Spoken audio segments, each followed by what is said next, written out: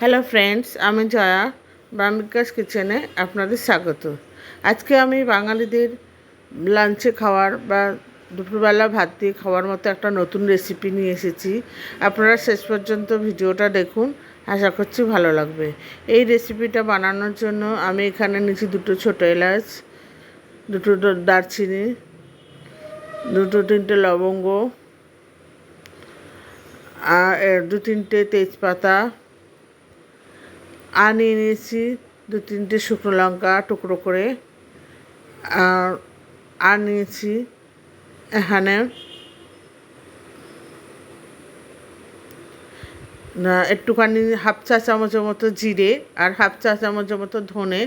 এগুলোকে একসাথে আমি ভেজে নেব, নিয়ে একটা মশলা তৈরি করব। নিয়ে সব কটাকে একসাথে ভেজে আমি নামিয়ে নিয়েছি। এবার আমি এখানে নিয়ে নিয়েছি কিছুটা মাছ বা মাছের মাথা, কাতলা মাছের মাথা।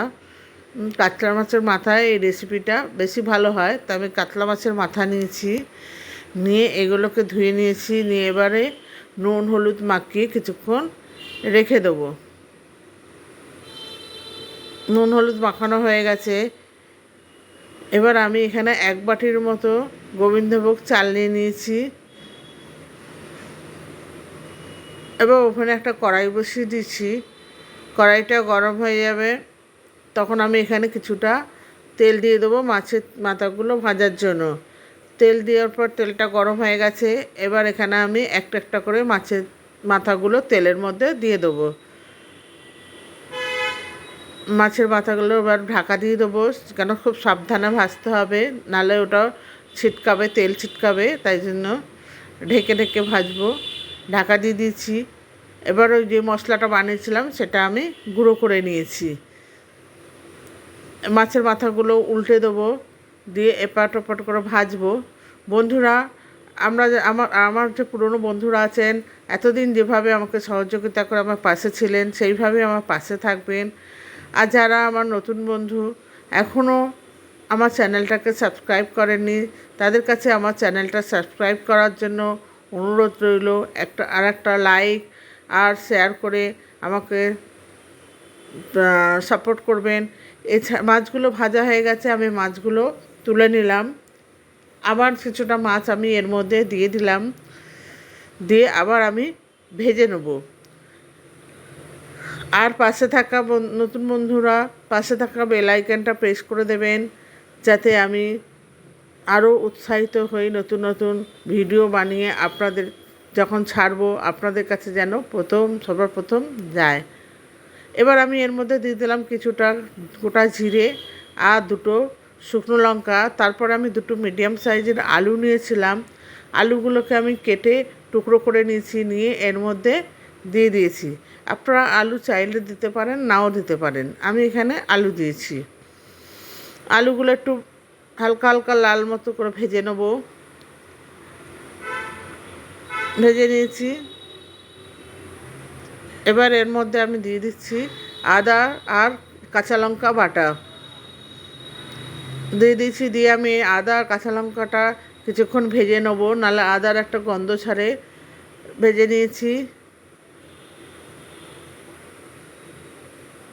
এবার আর এর মধ্যে দিলাম ধনে গুঁড়ো আর হাফ চামচের মতো ধনে গুঁড়ো আর হাফ চা চামচের মতো জিরে গুঁড়ো।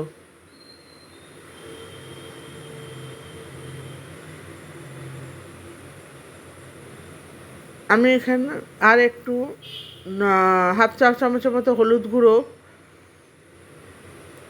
আর স্বাদ মতো নুনটা বন্ধুরা আপনারা আপনাদের স্বাদের মতন দিয়ে নেবেন। আমি স্বাদ মতো নুন দিয়েছি। আর দিয়ে দিচ্ছি হাফ চা চামচের মতো লাল লঙ্কার গুঁড়ো। দিয়ে সমস্ত উপকরণগুলো একসাথে মিশিয়ে নেব। নিয়ে এবার আমি এখানে তুলে দেবো যে গোবিন্দভোগ চালটা আমি নিয়েছিলাম, সেটাকে ধুয়ে জল ঝরিয়ে নিয়েছি। নিয়ে এবার এটা কিছুক্ষণ ভেজে নেব। আমি এখানে কোনো পেঁয়াজ বা রসুন ব্যবহার করব না। এবার আমি মাছের মাথাগুলো একটা একটা করে দিয়ে দিলাম। দিয়ে আমি ভালোভাবে এটাকে মিশিয়ে নেব। মশলাগুলো যাতে মাছের মাথার সাথে মিশে যায়, ভালোভাবে কষিয়ে নেব।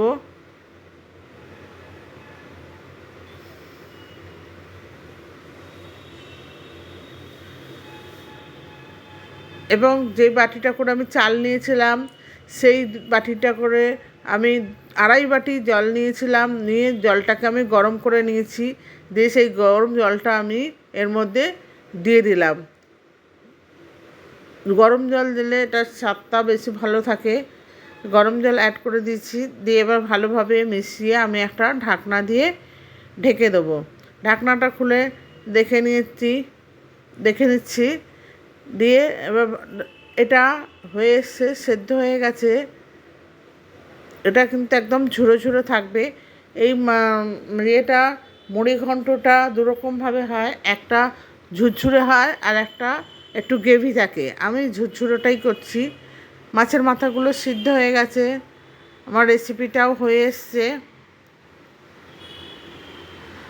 আর একটু কষাবো। এবার এই ভাজা মশলাটা আমি উপর থেকে দিয়ে দিলাম, যেখানে তেজপাতা, গোটা ধনে, গোটা জিরে, শুকনো লঙ্কা, লবঙ্গ, এলাচ সবগুলো একসাথে গুঁড়িয়ে নিয়েছিলাম, সেটা আমি এর উপর থেকে ছড়িয়ে দিলাম।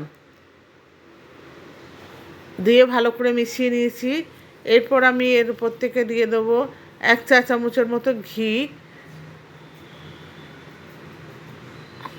ঘিটাকে দিয়ে ভালোভাবে আমি মিশিয়ে দেবো।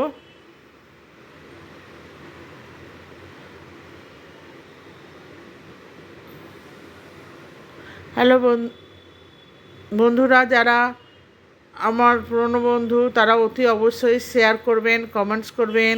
আর যারা নতুন বন্ধু তাদের কাছে আমার অতি অবশ্যই রিকোয়েস্ট, আপনারা ভিডিওটি দেখে একটা লাইক করবেন। আর চ্যানেলটাকে এখনও যদি সাবস্ক্রাইব না করে থাকেন, সাবস্ক্রাইব করে দেবেন। আর বেল আইকনটা প্রেস করে আমার পাশে থাকবেন, তাতে আমি যে রেসিপিগুলো ছাড়বো সেগুলো যেন সবার প্রথম আপনাদের কাছে গিয়ে পৌঁছায়। আমার রেসিপিটা তৈরি হয়ে গেছে পরিবেশনের জন্য। আমি একটা পাত্রে এটাকে তুলে নিয়েছি পরিবেশন করার জন্য। শেষ পর্যন্ত ভিডিওটি দেখার জন্য ধন্যবাদ।